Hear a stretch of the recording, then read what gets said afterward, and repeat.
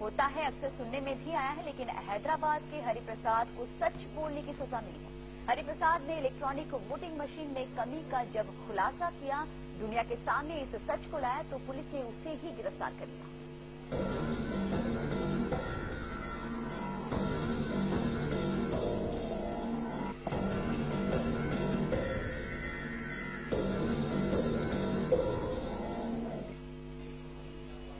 ये वो मशीनें हैं जिनकी बदौलत इस देश की जनता ने अपने नेताओं का चुनाव किया है, लेकिन कोई चाहे तो इन मशीनों से झूठ भी बुलवा सकता है। इलेक्ट्रॉनिक वोटिंग मशीन यानी ईवीएम के साथ छेड़छाड़ करना मुमकिन है, ऐसे आरोप तो कई बार कई लोगों ने लगाए, लेकिन जब हैदराबाद के एक शख्स हरिप्रसाद ने इसे टीवी कैमरे के सामने साबित करके दिखा दिया, तो पुलिस ने उसे गिरफ्तार कर लिया। एक गवर्नमेंट ऑफिसर जो चाहता था कि ये एक्सपोज किया जाए, उसने एक मशीन इनको दी है और बहुत उसने अच्छा काम किया है। अगर ऐसे कोई नहीं आएगा तो पता कैसे चलेगा? अगर सब गवर्नमेंट ऑफिसर गवर्नमेंट को सपोर्ट करेंगे, नहीं ये पता नहीं चलना चाहिए किसको, तो कैसे चलेगा? हरिप्रसाद पर आरोप लगाया गया है कि उसने इलेक्ट्रॉनिक वोटिंग मशीन की चोरी की है, लेकिन चोरी तो काफी पहले ही हो चुकी थी।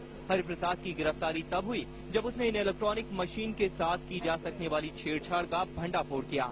मैं दावे से के साथ कहता हूँ 100% ये होगा।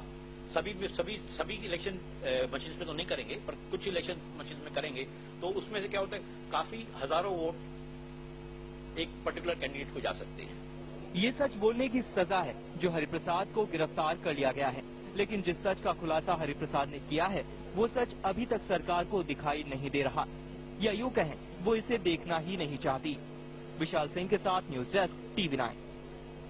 और इसी पर चर्चा के लिए इस वक्त हमारे साथ जुड़े हैं आरटीआई एक्टिविस्ट फिरोज मीठी बोलवाला, और उन्हीं से बातचीत करेंगे। फिरोज जी, सच्चाई आपने देख ली कि हरिप्रसाद को सच बोलने की सजा मिली है, क्या ऐसे में आपको लगता है कि बाकी जो आरटीआई एक्टिविस्ट है वो इस तरह का सच अगर सामने लाना भी चाहते हैं तो इस मामले को देखकर चुप बैठ जाएंगे?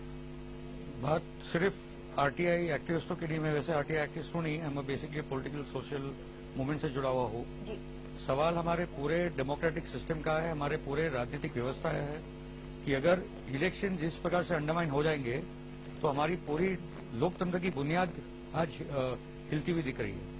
आज हरिप्रसाद इस देश के लिए उन्होंने बहुत बड़ा नेक काम किया है, एक हीरो है हमारे समाज के, मगर जिन नेताओं की और जो करप्ट ब्यूरोक्रेसी का उसने जो पर्दाफाश किया, उसकी सजा आज हरिप्रसाद को मिल रही है। और हमारी जिम्मेदारी बनती है, भारतीय समाज की जिम्मेदारी बनती है कि लोग उठ खड़े हो हरिप्रसाद के लिए, उसके रिहाई के लिए हम लोग आवाज उठाए, और ईवीएम मशीन की तहकीकात हो, वो हमारी डिमांड होनी चाहिए। ये बहुत खुलकर हमको अभी सड़कों पे आना होगा। तो फिरोज जी, क्या लगता है आपको कि एक इंसान जो सच लाने की कोशिश में लगा रहता है और उसके बाद जब वो सच दुनिया के सामने लाता है तो उसे बजाय किसी इनाम देने के, अवार्ड देने के, इस तरह से जेल में डाला जाता है? इसका मतलब स्पष्ट है कि हमारे पॉलिटिकल सिस्टम में इस किस्म की कुछ शक्तियां हैं जो चाहती कि ये ईवीएम सिस्टम से अभी हमारे चुनाव लड़े जाए, और ये अलग अलग पार्टियों में इस किस्म के लोग मौजूद हैं।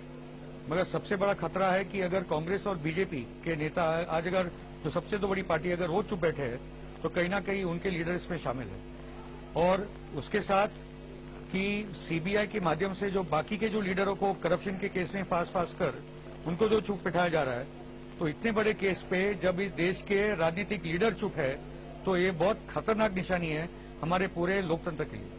तो क्या लगता है आपको कि इलेक्ट्रॉनिक वोटिंग मशीन जो इससे पहले के चुनावों में इस्तेमाल की जा चुकी है, क्या आप मानते हैं कि उसमें धांधली हुई होगी? अभी तो वैसे लग रहा है, अगर वो नहीं होता तो हरिप्रसाद आज जेल में नहीं होते। और हमारा डिमांड पहले से रहा है कि along with electronic voting machine एक पेपर वोटिंग भी होनी चाहिए, ताकि जहां भी ऐसा लगे कि एक कंटेस्टेड